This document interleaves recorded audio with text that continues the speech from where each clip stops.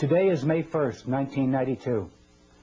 The subject of this video message is the UNCED Earth Summit, the meeting which is to begin on June 1st, 1992 in Rio de Janeiro. The acronym UNCED stands for the United Nations Committee for Environment and Development. It is pronounced UNCED, and perhaps indicating the secret agenda of this meeting. This is the logo of the Earth Summit. This is not a dove in their Earth Summit logo. It is a hand, and the hand is holding the world with the slogan, "In our hands," alongside of it. In whose hands? Who is the we in this motto? The hands of the world order. These elitists convened this UNCED meeting in the first place, and for a bad purpose. This video will show strong evidence that the persons running the UNCED Earth Summit are actually setting a net to place the power over the Earth and its peoples into their hands. Brave, bold deeds by the citizenry are needed quickly. Once a government signs their treaties, their citizens are, de jure, in the hands of the world order. There's that motto again, in our hands. Whose hands? The same world order families that planned World War I and World War II, that tricked the third world countries to borrow funds and rack up enormous debts. The same world order that stole much of the money borrowed by Africans and other nations and hid it in Geneva banks. They are the persons who financed Hitler, manufactured the Holocaust, and managed to blame the terrible deeds on the German people. They can be credited with manipulating famines in Ethiopia and elsewhere, and purposely creating war and debt to bring societies into their control. The world order crowd are not a nice group of people. My name is George Hunt. I'm speaking to you from a video studio in Boulder, Colorado. I have attended some of the meetings and caucuses leading to the UNCED Earth Summit. I am a business consultant and a college teacher in small business management.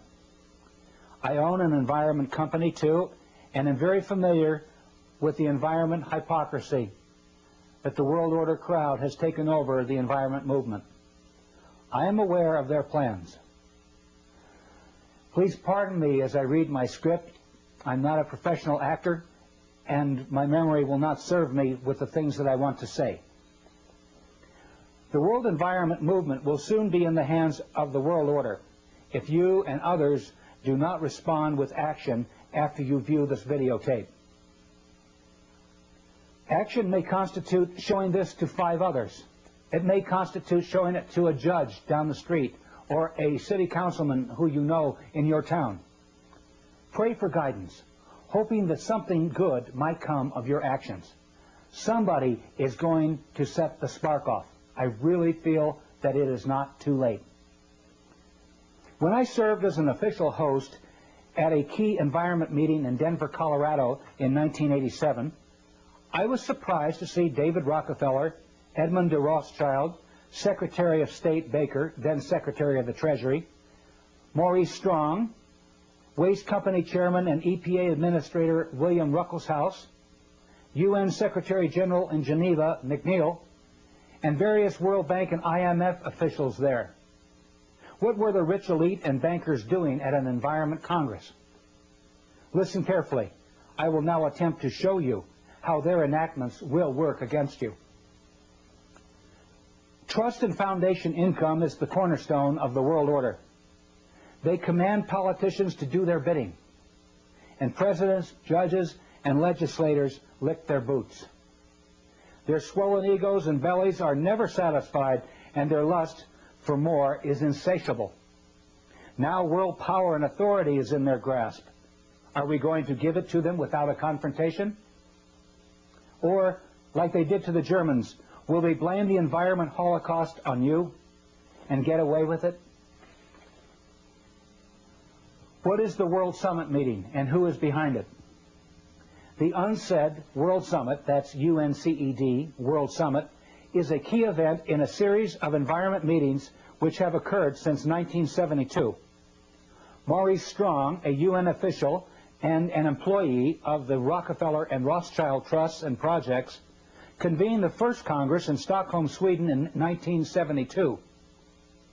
20 years later, Maurice Strong is the Secretary General and convener of UNCED. In the 1970s and 1980s, numerous conferences created political action decrees, eventually to lead to the UNCED Earth Summit. I attended 2 meetings in Colorado in 1987 and 1991. Friends attended others in Los Angeles, San Francisco, and Des Moines. Here is a paper from the Des Moines meeting where Maurice Strong was in charge. Representative Gephardt's telephone number appears on the meeting documents. Here are some phrases from the document of the Secretariat for World Order, which were distributed at the Des Moines UNCED meeting.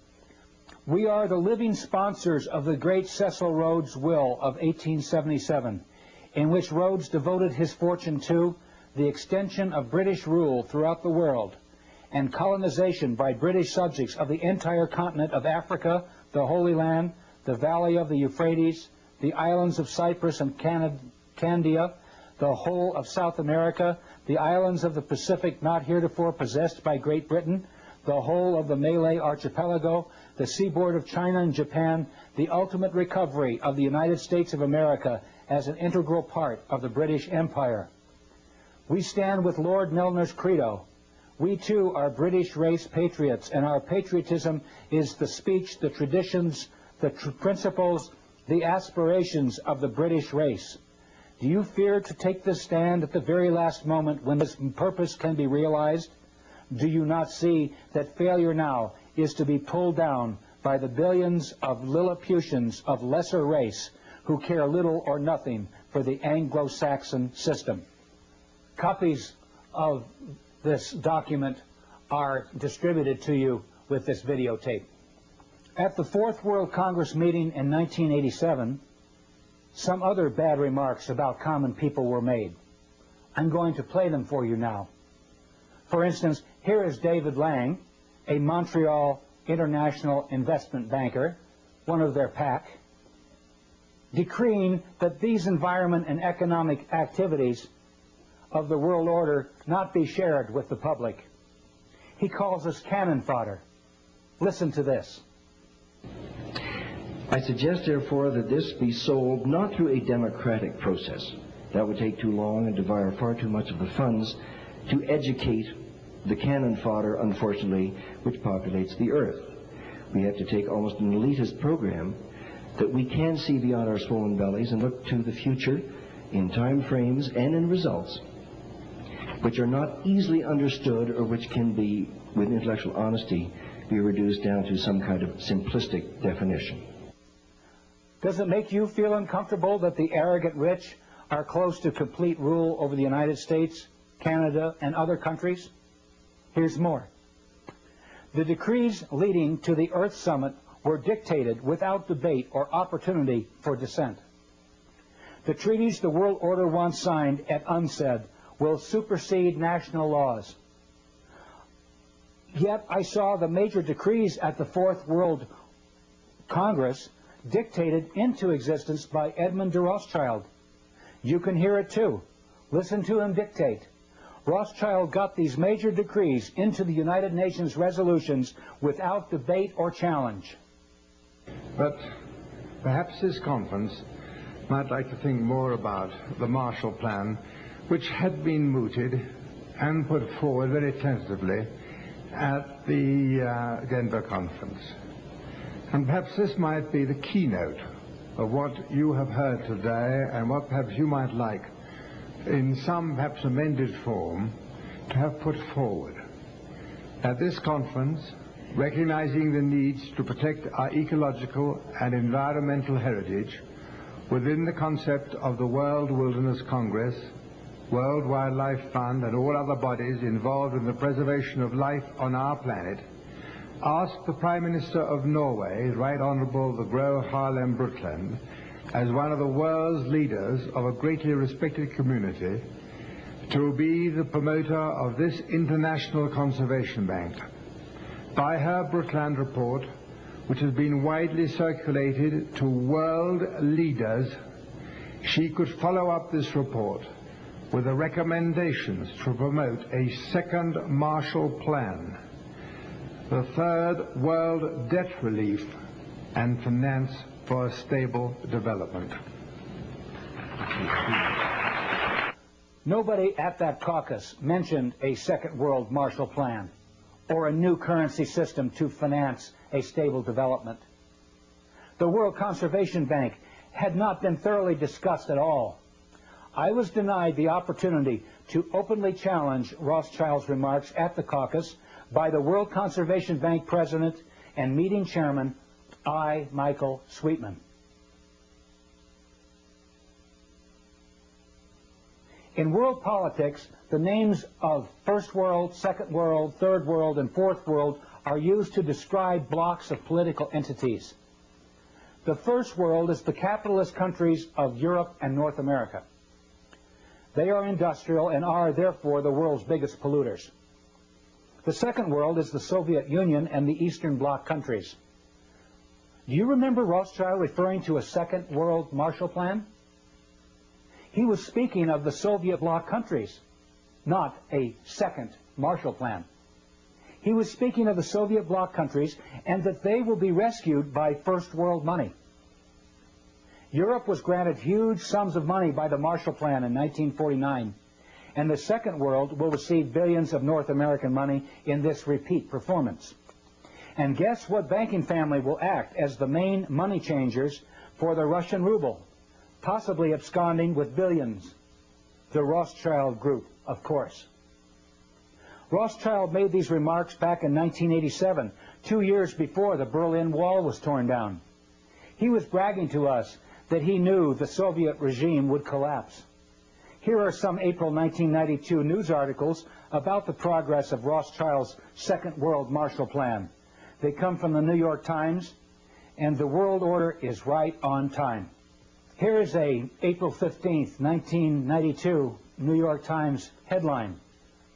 $44 billion needed to aid ex-Soviets in 1992, IMF says. It's needed for a shift to the free market. Most of the help would finance imports of food and spare parts for 15 republics. My response to that is, sure.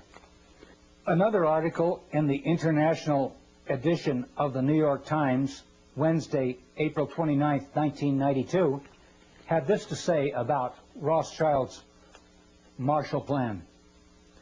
Although there has been much talk about building a new political order in the post-Cold War world, the events here in the last few days make clear that a new economic order is also rapidly emerging. Washington cannot bankroll a Marshall Plan for the former Soviet republics because the task is so enormous and because the American economy is debt-ridden and no longer so dominant. That is why Washington has asked the IMF to run the rescue operations, which are expected to cost $44 billion this year. Well, Rothschild really called it, didn't he? Soon after these remarks were made, the Rothschilds reopened the Rothschild Bank in Frankfurt, Germany, after 50 years of closure. They are now conveniently available to stabilize the Russian ruble with money from the West. Question: do we really want to send North American money abroad so the Rothschilds can make multi-billion-dollar windfalls on the currency trades? Let's talk about the Third World now. The Third World are those countries who have emerged since World War II. Young and easily fooled, the World Bank under Robert S. McNamara played bad tricks on them, spiriting billions of loan dollars back to Swiss bank accounts through fictitious African addresses. They now owe $1.5 trillion to the world banking system with nothing to show for it except poverty and cruel loan collections. Maurice Strong has suggested an ominous scenario at the UNCED meeting, which could break out if his words are to be believed. He says in this article in West magazine that a fight may erupt between the first world polluters and the third world poor. Here is how he describes it. Each year, he explains as background to the telling of his novel's plot, the World Economic Forum convenes in Davos, Switzerland. Over 1,000 CEOs, prime ministers, finance ministers, and leading academics gather in February to attend meetings and set economic agendas for the year ahead. With this as a setting, Maurice Strong then says, what if a small group of these world leaders were to conclude that the principal risk to the earth comes from the actions of the rich countries? And if the world is to survive, those rich countries would have to sign an agreement reducing their impact on the environment. Will they do it? He's really talking about the UNCED meeting. And Strong, driving as I take notes, looks at me. Then his eyes go back to Highway 17 on the way from Alamosa, Colorado to his New Age ranch in Crestone, Colorado. He says, the man who founded the United Nations Environment Program and who wrote parts of the Brundtland Report and who in 1992 will try to get the world's leaders meeting in Brazil to sign just such an agreement savors the questions hanging in the air. Will they do it? Will the rich countries agree to reduce their impact on the environment? Will they agree to save the earth? Strong resumes his story. The group's conclusion is no. The rich countries won't do it. They won't change. So, in order to save the planet, the group decides, isn't the only hope for the planet that the industrialized civilizations collapse? Isn't it our responsibility to bring this about? This group of world leaders, he continues, form a secret society to bring about an economic collapse. It's February. They're all at Davos. These aren't terrorists.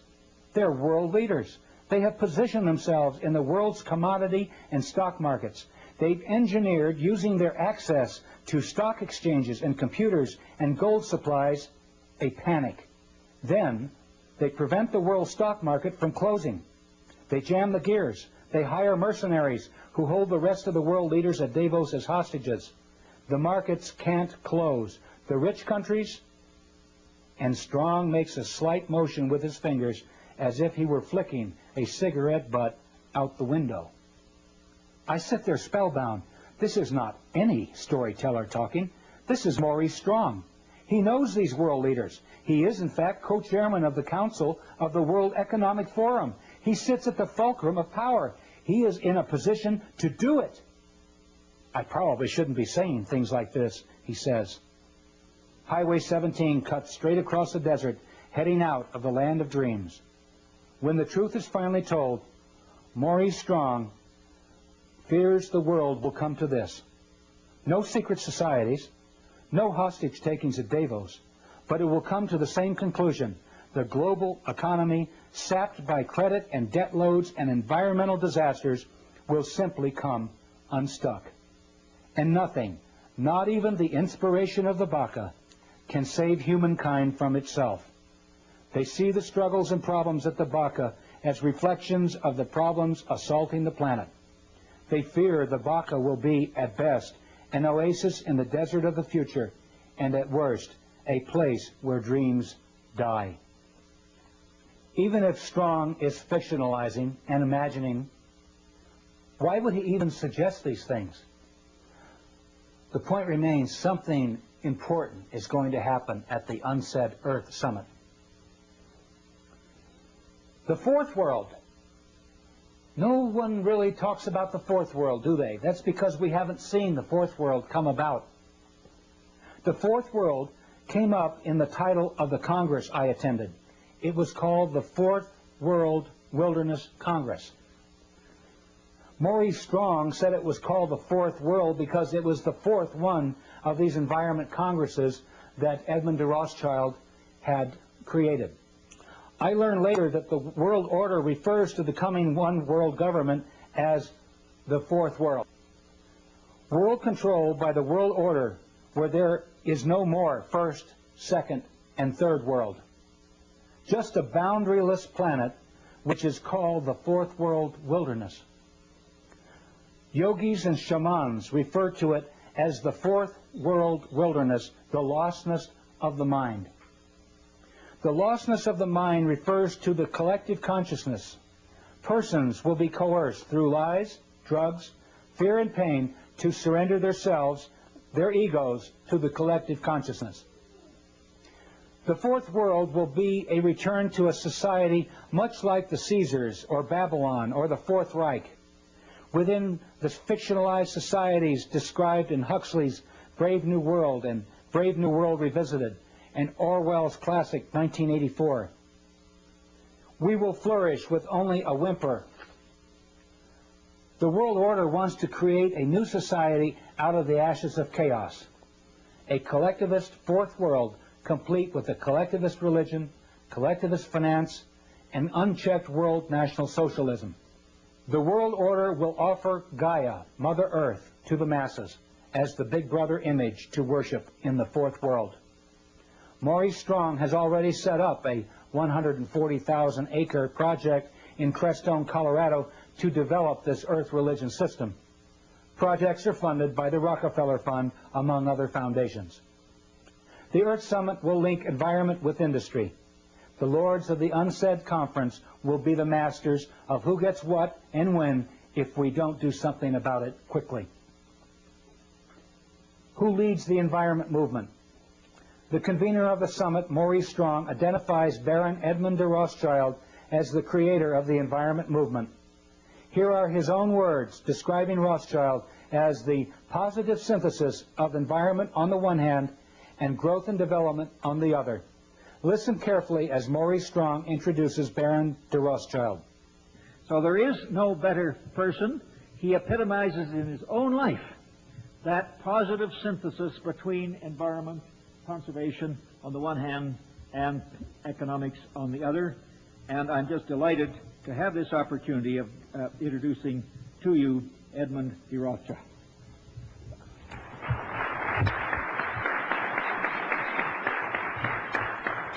Maurice, thank you very much indeed for all that you've said, and I would ask the audience to take with a slight grain of salt all that he has said about me.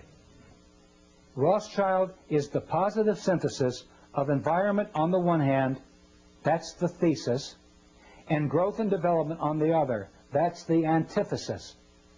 He very clearly admits that the Rothschild combination, including the Rockefellers and most world capitalists, aim to control the environment and development movement as the synthesis. Power will converge into their hands through the Rio Conference. The synthesis, the head of the power, merges into the House of Rothschild. Another speaker at the Fourth World Conference was David Rockefeller, world energy capitalist and banker. He was named Mr. Growth and Development at the meeting. His counterpart, William Ruckelshaus, organizer of the EPA and creator of its laws under Presidents Ford and Reagan, was dubbed Mr. Environment. Here is a picture of the chuckling antagonists at the meeting. Mr. Environment Ruckelshaus is the CEO and chairman of the board for BFI, Browning Ferris Industries, one of the largest private environment companies in the world. The hypocrisy is that Ruckelshaus, as EPA chief, made the very laws by which his waste company, BFI, is becoming rich. Hypocrisy number two is that Ruckelshaus and Maurice Strong were key investors in American Water Development, a company which tried to circumvent Colorado water laws and gain control of one of the largest underground reservoirs of water in the world. Here's an excerpt from a video interview where I explain what they did. And I did a survey of the people down in the San Luis Valley, and I sent letters out to these farmers last December, and I said, what will happen if Maurice Strong and William Ruckelshaus and others pull water, 200,000 acre-feet of water out of the San Luis Valley? Without one hesitation, it was unanimous that their land will turn into a wasteland. It'll turn into a desert. So here we have people at an Environment Congress that are then waltzing 200 miles south of Estes Park down in the San Luis Valley of Colorado that want to suck the aquifers dry and turn it into a desert. The hypocrisy is so deep. They failed in their attempt because the people learned what they were doing and defeated them. Here is a newspaper article that shows their defeat. I hope we can do it again around the UNCED meeting. Let's hear a little more from Maurice Strong and Edmund de Rothschild and lock in on what kind of people are running the UNCED summit meeting. Here's the part where Rothschild says that projects launched to save the environment will be inoperative. He says it quickly, but he says inoperative. That is, they will not work. And listen to Rothschild snidely suggest that we build dry ice machines and ship up the dry ice to the North and South Poles to keep them from melting. Perhaps it could be possible to utilize CO2, carbon dioxide, one of its main causes, to manufacture dry ice, to maintain the polar caps and the actual temperature of the ice there, and maintain their present temperature. Innovative and modern technology, world waste material, collected and perhaps burnt in volcanic areas or buried so deep in the earth, in the wilderness desert areas of the mid-Sahara where nobody goes, or in the empty quarter in Arabia or the Gobi Desert. But all these ideas and visions, some far-fetched, and above all, the continuation of this Congress needs money. I will play the full speech after this video, and you will hear him say that the world order has these problems. It's indigenous people and it's wildlife. People and wild animals are problems? What kind of madness are these world order Caesars afflicted with? I hope I have given you enough information to expose the designs of the world order crowd. They hope to run the lives of people for generations to come. They are the same crowd who created a Hitler, arranged the assassination of Lincoln and Kennedy, and have indicated elsewhere that they want to drastically reduce the population of the world to make environment and development more sustainable. Please quickly carry the truth to others. This video has photocopy exhibits accompanying it too, and you can make unaltered copies of this videotape as much as you please. Large quantities can be ordered at $8 a piece, including photocopied materials, plus postage, until July 4th, 1992. Send your orders and checks to this address. If you want to talk, I will call you collect. So send me your phone number. The light of freedom is going out throughout the world. You know who the culprits are now. It may not be too late to educate key people who can stop them.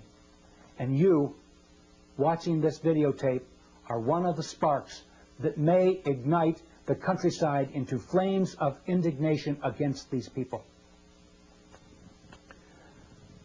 Perhaps society still has some leaders that won't let us down. Goodbye and God bless you.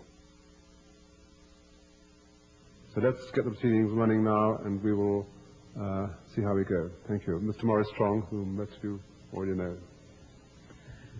Thank you very much, and you've already heard perhaps too much from me, so I think we're reaching the point at which we want to involve you, all of you, in the next step of this conference, which is really to come to grips with some of the principal action-oriented issues. And one of the most important initiatives that is open here for your consideration is that of the conservation banking program. As we mentioned this morning, we have as our chairman, fortunately, the person who really is the source of this very significant concept. He is one of the trustees of the International Wilderness Foundation, which sponsored this meeting. He was at the first of these congresses. So his conversion to the relationship between conservation and economic development has been a pioneering one. Is work on mini dams. I used to be in the hydroelectric power part of the energy business myself. Many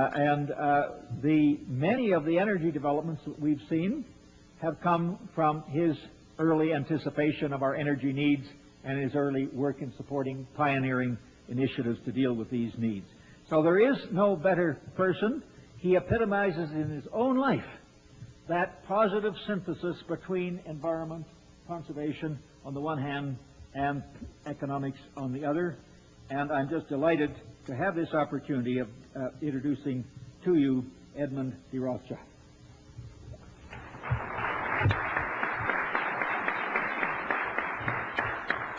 Morris, thank you very much indeed for all that you've said, and I would ask the audience to take with a slight grain of salt all that he has said about me.